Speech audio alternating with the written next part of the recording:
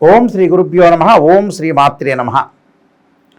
ఛాయాగ్రహాలు రాహుకేతువులు nodal points అంటారు. రాహును dragon head అని, అలానే కేతుని డ్రాగన్ టైల్ అంటారు. రాహుకేతులు పరస్పరము 180 డిగ్రీల కోణంలో ఉంటారు. రాహుకేతులు ఈ ఛాయాగ్రహాలు ఎప్పుడు కూడా మనిషి జీవితంలో పెను మార్పులకి, మనిషి జీవితంలో ఎప్పుడూ కూడా ఒక మాయలాగా, మాయా మచ్చింద్రంలాగా ఏర్పడే అవకాశాలు ఎక్కువ ఉంటాయి.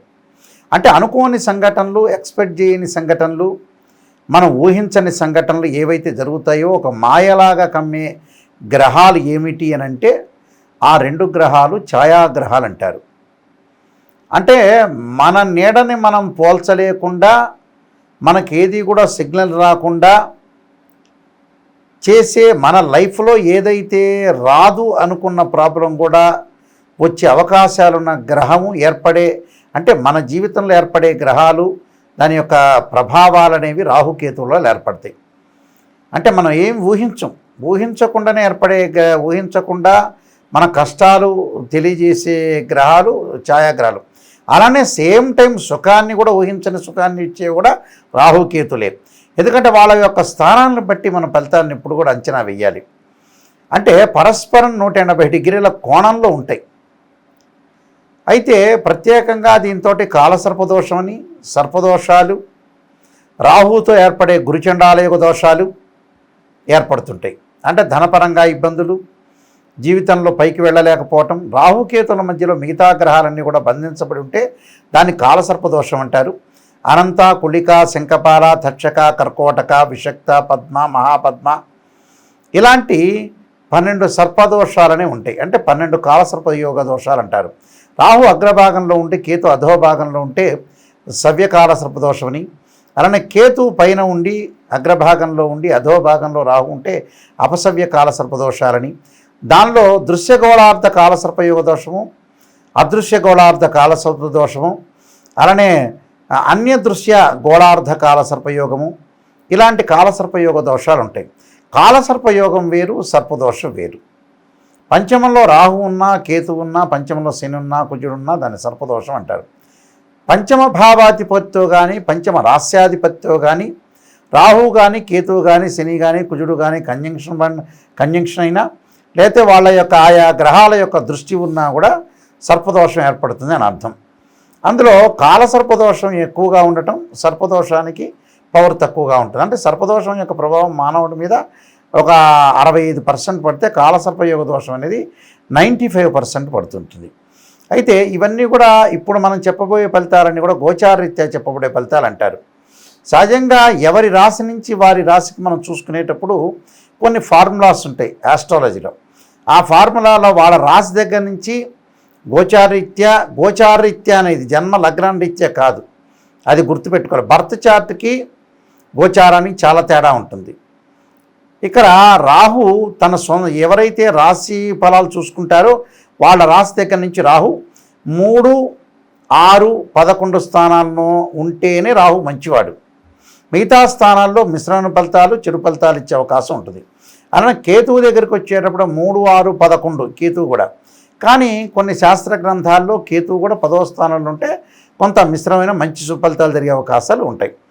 అందువల్ల ఇవన్నీ కూడా గమనించాలి. అసలు బర్త్ చార్ట్కి గోచారానికి చాలా డిఫరెన్స్ ఉంటుంది. బర్త్ చార్ట్ అంటే ఒక చెట్టు కింద ఉండే వేళ్ళు, ఆ వేళ్ళు అలా కాండం వస్తుంది, ఆ కాండానికి కొమ్మలు ఉంటాయి, ఆ కొమ్మల దగ్గర ఆకులు ఉంటాయి. ఆకులు ఏం చేస్తాయి, మనకి సహజంగా రైన్ సీజన్లో వస్తాయి, వింటర్ సీజన్లో అలా ఉంటాయి, సమ్మర్ సీజన్లో కింద పడిపోతుంటాయి. అంటే ఏదైతే ఆకులు వస్తూ ఉంటాయి మళ్ళీ కింద పడుతూ ఉంటాయి, అదే గోచారం.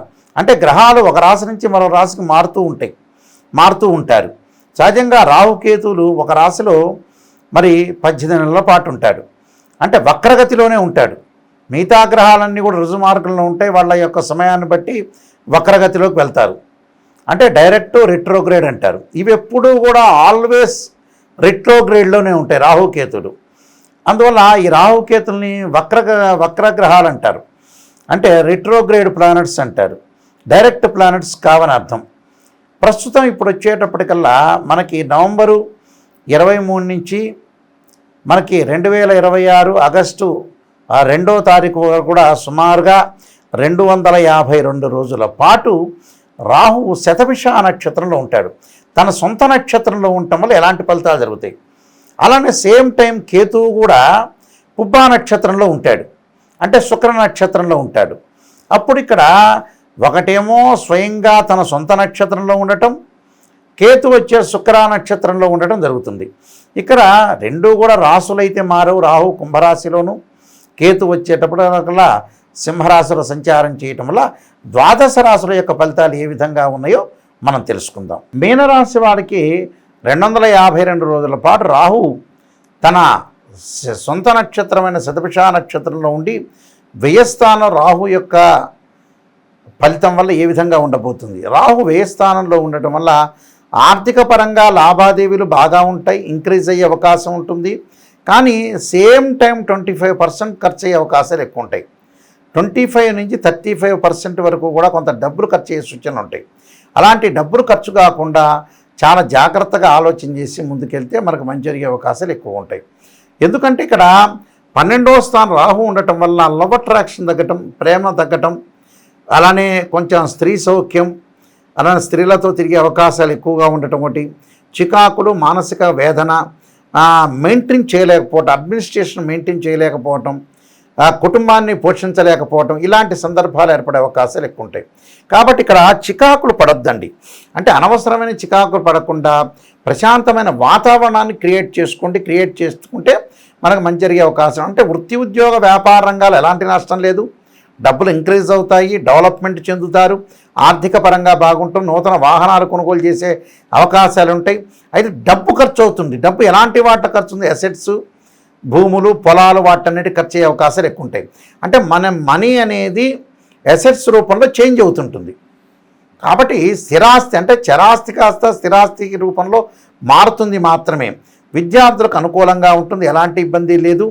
అయితే ప్రతి పనిలో కూడా కొంత చిన్న చిన్న ఆటంకాలు రావడం సహజంగా జరుగుతుంది. కానీ వీళ్ళకు కూడా చిన్న చిన్న ఆటంకాలు మాత్రమే జరుగుతాయి. కానీ ఎలాంటి మనశ్శాంతి విషయంలో ఎలాంటి ఆందోళన చెందాల్సిన లేదు.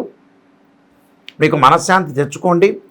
ప్రతిదీ కూడా ఆలోచన చేసి తీవ్రంగా ఆలోచన చేయకుండా చాలా జాగ్రత్తగా వివరిస్తే మంచి జరిగే అవకాశాలు ఉంటాయి. అకాల భోజనం లేకుండా సరైన సమయంలో భోజనం చేయండి. విదేశాలకు వెళ్ళే అవకాశాలు మెండుగా ఉంటాయి. ఆ దేశం యొక్క పౌరసత్వమే కాకుండా ఆ దేశంలో పెట్టుబడులు, ఆ దేశంలో ఎవరైతే నిరుద్యోగులు ఉన్నారో వాళ్ళందరికీ కూడా మళ్ళీ జాబులు వచ్చే అవకాశాలు బాగా ఎక్కువగా ఉంటాయి. బిజినెస్ రంగంలో అభివృద్ధి చెందే అవకాశాలు ఎక్కువ ఉంటాయి. నిష్ణాతులైన వ్యక్తుల యొక్క కలయిక ద్వారా భాగస్వామ్య వ్యాపారం కూడా బాగా కలిసి వస్తుంది. మంచి ప్రణాళికాబద్ధంగా రూపొందించుకుని వెళ్ళే అవకాశాలు కూడా వీళ్ళకి ఎక్కువగా ఉంటాయి. కాబట్టి ఇలాంటివన్నీ కూడా జరిగే అవకాశాలు ఉంటాయి. వీళ్ళకి కొంత ప్రేమ వ్యవహారంలో తగ్గించే అవకాశాలు, ప్రేమికులు విడిపోయే అవకాశాలు, భార్యాభర్తల మధ్యలో బాండింగ్ లేకుండా మెకానికల్ లైఫ్ ఉండే అవకాశాలు ఎక్కువ ఉంటాయి. ఆ మెకానికల్ లైఫ్ లేకుండా లవ్ అట్రాక్షన్గా ఉండి ముందుకు వెళితే మనకి ఎట్టి పరిస్థితుల్లో కూడా మంచి జరిగే అవకాశాలు ఉంటాయి. ఇవన్నీ కూడా నేను కొన్ని పరిహారాలు చెప్పబోతున్నా. ఆ పరిహారాలు పాటించండి, మీకు మంచి జరిగే అవకాశాలు ఖచ్చితంగా ఉంటాయి. కొన్ని ప్రత్యేకంగా మనం రెమెడీస్ చేసుకోవటం అనేది చాలా మంచిది. ఈ రాహు యొక్క ప్రభావం వల్ల మనకి ఇంకా మరికొంత మంచి జరగాలన్నా, చెడు ఫలితాలన్నీ కూడా పోవాలన్నా కూడా, ఎందుకంటే బర్త్ చార్ట్ అనుసరించి చాలామందికి కూడా కొంతమందికి రాహు మార్గదశ కలిసి వస్తుంది. వేరే దశలు అంతర్దశల్లో కూడా మనకి అంతర్దశలు రాహు వచ్చినా కూడా కొంతమందికి అనుకూలంగా లేకపోవడం జరుగుతుంటుంది. కొంతమందికి రాహు మార్గదశ కలిసి రావటం, కలిసి రాలేకపోవటం, మిగతా రవి మహర్దశ, చంద్ర మహర్దశ, కుజ మహర్దశ, మిగతా శుక్ర గురు మహర్దశ, బుధ మహర్దశల్లో కూడా అంతర్దశలు వస్తుంటాయి. రాహు యొక్క అంతర్దశలు, ఆ అంతర్దశల్లో కూడా వాళ్ళకి ఎఫెక్ట్ కావటం ఒకటి.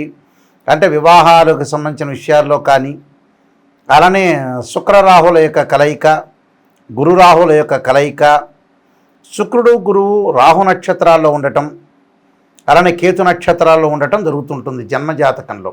సహజంగా శుక్రుడు అశ్విని, మఖ, మూల, అలానే ఆరుద్ర, స్వాతి, శతభిష నక్షత్రాల్లో ఉండకూడదు. శుక్రుడు రాహుతో కానీ కేతువు కానీ కంజంక్షన్ కాకూడదు. అలానే గురువు అశ్విని, మఖ, మూల, ఆరుద్ర, స్వాతి, శతభిష నక్షత్రంలో ఉండకూడదు. గురు రాహుల యొక్క కలయిక, గురుకేతువుల యొక్క కలయిక ఉండకూడదు. శుక్రుడి మీద రాహు దృష్టి కానీ కేతు దృష్టి కానీ ఉండకూడదు. గురువు మీద కూడా రాహు దృష్టి కానీ కేతు దృష్టి కానీ ఉండకూడదు. అలానే చంద్రకేతువుల యొక్క కలయిక, చంద్రరాహుల యొక్క కలయిక అనేది మంచిది కాదు. సహజంగా చంద్రుడు అశ్విని, మఖ, మూల, ఆరుద్ర, స్వాతి శతభిష నక్షత్రంలో ఉండకూడదు. ఉండటం వల్ల ఇలాంటి కొన్ని ప్రాబ్లమ్స్ వచ్చే అవకాశాలు ఎక్కువ ఉంటాయి. అంటే ఒక బర్త్ చార్ట్ని మనం పరిశీలన చేసేటప్పుడు అండి, ఇవన్నీ కూడా గోచారరీత్యా చెప్పబడే ఫలితాలు ఎప్పుడు కూడా 20% మాత్రమే సపోర్ట్ చేస్తాయి. గుర్తుపెట్టుకోండి, please note this point. Birth chart అనేది 80% ప్రభావం చూపించే అవకాశం ఉంటుంది.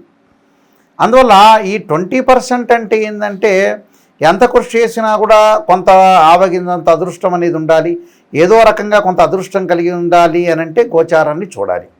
అంటే సూచనలు, ఆర్థిక స్థితిగతులు, ఏ పనులు చేయకూడదు, ఏ పనులు చేయాలి, ఏ పనులు చేస్తే బాగుంటుంది, ఏ పనులు చేయకపోతే బాగుంటుంది అనేది వివేకంతో, విచక్షణతో గ్రహించడానికి మార్గం ఏంటంటే జ్యోతిష్శాస్త్రం. జ్యోతిష్యంలో గ్రహాల యొక్క ప్రభావం వల్ల ఇలాంటివి జరుగుతుంటాయి.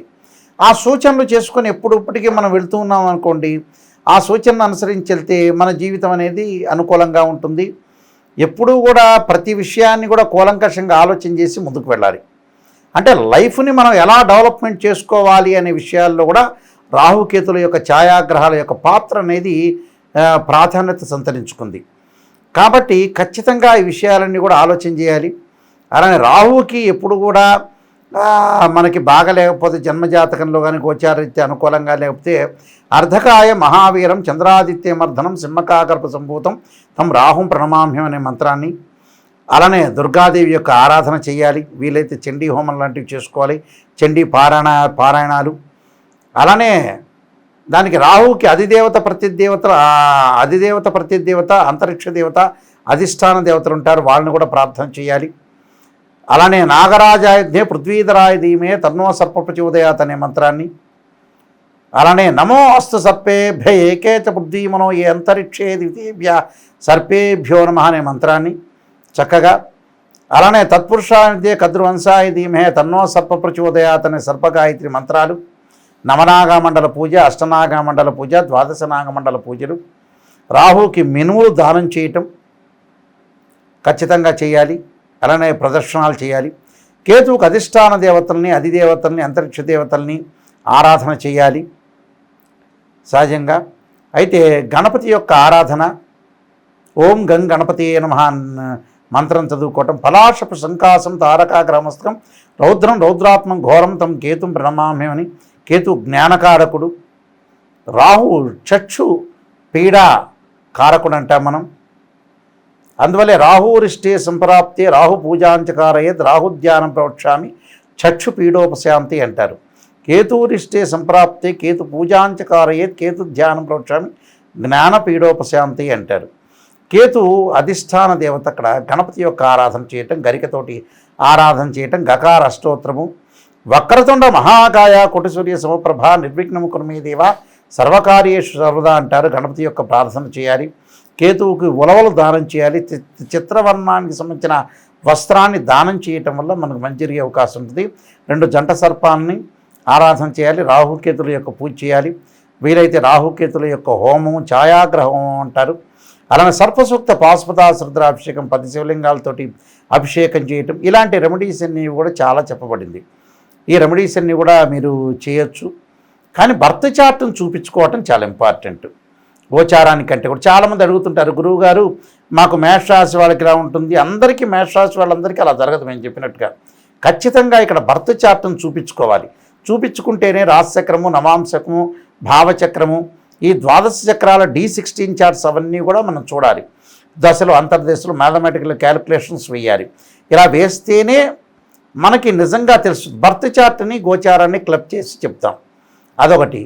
మీరు ముఖ్యంగా మా వెబ్సైట్ని చూడండి, www.nayakanti.com, nayakanti.in చూడండి. నేను నెంబర్ ఆఫ్ ఆస్ట్రాలజీ బుక్స్ రాశాను. ఈ రాహుకేతుల మీదనే కాలసర్పయోగము, కాలసర్పయోగ చంద్రిక, రాహుకేతువులు, ఛాయాగ్రహాలనే 4 పుస్తకాలు రాశాను. ఇవి మా దగ్గర లభిస్తాయి, తీసుకోవచ్చు. అలానే రాజమండ్రి మోహన్ పబ్లికేషను, కోటగుమ్మం వాళ్ళ దగ్గర కూడా ఈ పుస్తకాలను లభిస్తాయి. నేను నెంబర్ ఆఫ్ ఆస్ట్రాలజీ బుక్స్ రాశాను. స్వప్నశాస్త్ర పరదీపిక, సర్వదేవతా గోత్రపులు పార్ట్ 1, పార్ట్ 2, అలానే జాతక చంద్రిక, వివాహ మార్తాండము, ఇలాంటి బృహత్ పరిహార సింధు, అలాంటి నవగ్రహ స్తోత్రాలకి పారాయణం చేయటం, ఇలాంటి ఇంగ్లీషు తెలుగు సంబంధించిన చాలా గ్రంథాలన్నీ కూడా నేను రాశాను. మీరు తప్పకుండా ఏదైతే ఈ గ్రంథాలు తెప్పించుకోండి. జాతక విశ్లేషణ మటుకు ఖచ్చితంగా మీరు కింద నెంబర్ కనపడుతుంది, ఆ నెంబర్కి ఫోన్ చేసి మీరు అన్ని విషయాలు కూడా తెలుసుకోవచ్చు. కానీ మా దగ్గరకు వచ్చేవాళ్ళు ఎవరైనా సరే నిజాన్ని తెలుసుకోవడానికి మాత్రమే మాకు కాల్ చేయండి. చాలామంది కూడా ఈ మధ్యన జ్యోతిష్యులు ఏం చేస్తున్నారు, పొగుడుతున్నారు. కన్సల్టింగ్ ఫీజు ఇచ్చారని పొగిడితే లాభం ఎందుకు? మా దగ్గరికి రావాల్సిన అవసరం లేదు. నిజం చెప్పాలంటే ఎవరో పక్కన వాళ్ళని చేస్తే మనం పొగిడించుకోవచ్చు. నిజాన్ని తెలుసుకోవాలి. డబ్బు దేనికి ఖర్చు పెడుతున్నామో తెలుసుకోవాలి. నిజాన్ని తెలుసుకుంటే మన జీవితం అనేది మనం ఎప్పుడూ కూడా నిజంగా మోసం చేసుకోకూడదు. మోసం చేసుకుంటే మనం తప్పులో పడినట్టు అవుతాం. కాబట్టి జాతకాన్ని చెప్పించుకునే వాళ్ళు ఎవరైనా సరే మా దగ్గరికి వచ్చేవాళ్ళు సీరియస్గా ఆలోచన చేసి నిజంగా మా జీవితం బాగుపడాలి, మనం తెలుసుకోవాలి, కర్మ సిద్ధాంతాన్ని కూడా తెలుసుకోవాలి, జాతకాన్ని మనం బాగు చేసుకోవాలి, దాన్ని ప్రత్యేకంగా కరెక్ట్గా రెమెడీస్ చేసుకునే వ్యక్తులు మాత్రమే రండి. ఎందుకంటే ఉప్పు దీపం పెట్టడము, ఎదుటి వాళ్ళ ఇంటికి వెళ్ళి కొబ్బరికాయ కొట్టడము, అలానే నిమ్మకాయ తీసి పక్కన పడేయటము, ఇలాంటివన్నీ కూడా నార్త్ ఇండియాలో ఉండే ఏదైతే లాల్ కితాబు సంబంధించిన చిన్న చిన్న రెమెడీసు కానీ వాస్తవంగా వేదాల్లో, ఋగ్వేదంలో కానీ, యజుర్వేదంలో కానీ, సామవేదంలో కానీ, అధర్వణ వేదంలో కానీ ఎక్కడా కూడా యజ్ఞయాగాది క్రతువులు పర్టికులర్గా శ్లోకాలు, మంత్రాలు వాట్లకే చెప్పారు. కానీ ఉప్పు దీపాలు పెట్టండి, ఈ నూనె ఇక్కడ పోయండి, ఈ నూనె ఇక్కడ పోస్తే బాగుంటుంది, ఈ చెట్టు తీసుకొచ్చి ఈశాన్యంలో పెట్టండి, నైరుతిలో పెట్టండి అనే ఫూలిష్నెస్ మాటలు మటుకు వినొద్దండి. ప్రత్యేకంగా జాతకాన్ని నిజంగా చూపించుకోండి.